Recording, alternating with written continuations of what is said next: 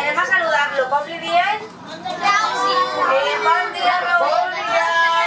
Le diem a Rubén que arranqui i comencem la visita? Sí. 1, 2 y 3.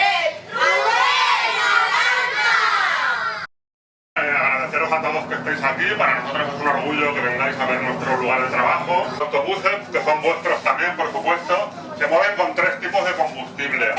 Y el más chulo.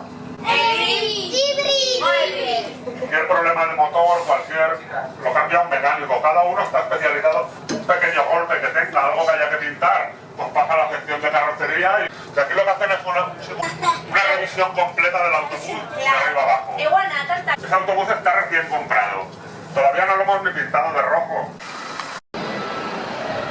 Todos los días a todos los autobuses hacer una barrida general del suelo, limpiar todo. Como veis, los autobuses están bastante limpios, muy limpios diría yo. Hay unos pasadizos por abajo que accedemos al autobús, o si no lo que hacemos es elevar el autobús y meternos por abajo. ¿Sabéis cuántas ruedas tiene un autobús normal? 3, 4, 5, 6. 6, hombre, es verdad. Cuando ya las ruedas tienen una vida útil, que se hacen duras, las dejamos aquí y se las suministramos a una empresa, por ejemplo, que se dedica a hacer suelas de zapatos.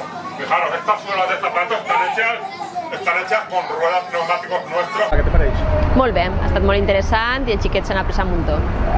I què destacaries de lo que han après? Que destacaria sobretot de la part més ecològica, que és en relació a lo que treballem també a classe sobre el reciclatge i les reutilitats. A veure?